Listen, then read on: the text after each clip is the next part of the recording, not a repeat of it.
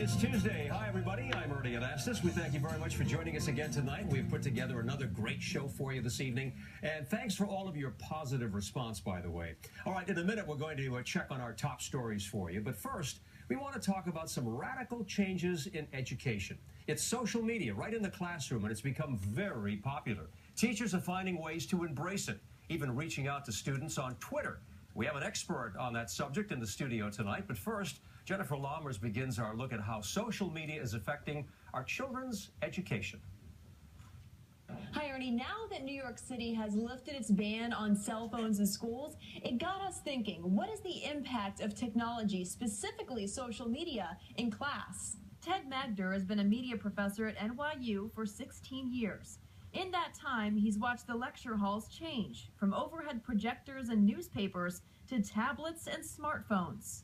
Well, I think it's really important for teachers across the school system, K through 12 and in universities, to find ways to use social media as learning tools.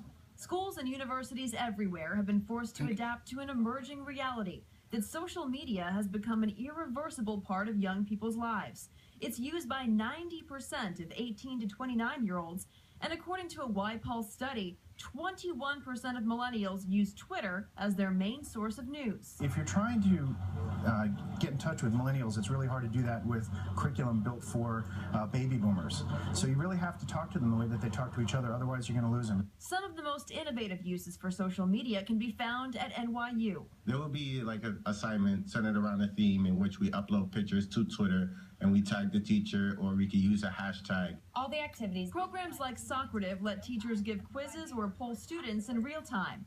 Platforms like Wikispace's Classroom let students collaborate with each other on writing projects and is used by more than 10 million students and teachers. With Edmodo, teachers can post assignments, make calendars, upload photos, and interact with other teachers at 88 school districts nationwide. It makes teaching potentially a 24/7 job.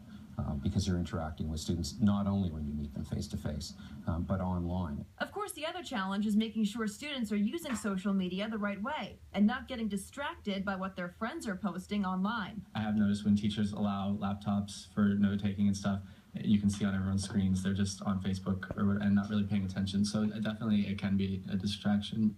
Most agree that the key for teachers is a lesson they've known long before the advent of social media.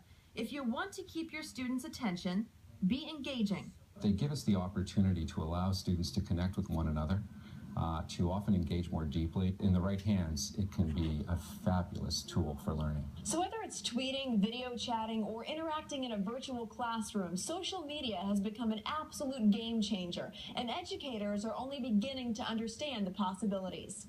Ernie, back to you. All right, thank you very much, Jen. And it is just the beginning, and my guest, Lou Hennessian, agrees. You are an education, a parenting expert. You're an author. You've done all of this, and you know a lot about what's going on out there. It's a revolution, Lou. It is a revolution, and, you know, I feel like I have my pulse on both sides because I talk with teachers, I teach teachers, I do workshops, I do the same with kids, and I kind of hear both sides. And it's interesting because when you talk to kids and you talk to teachers, you don't really hear the debate.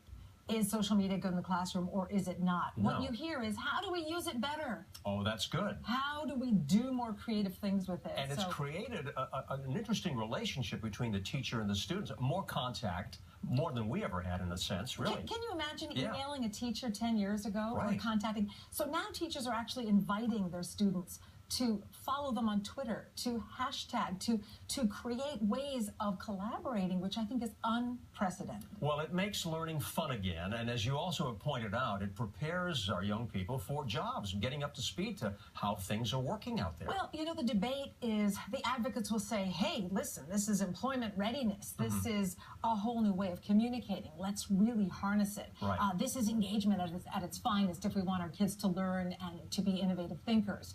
Because it's not going away, as you said. But it's morphing every day. I mean, in 3 months, there'll be another piece of social media. We're co-creating it every day. The detractors will say, well, you know, it's distracting. Yes.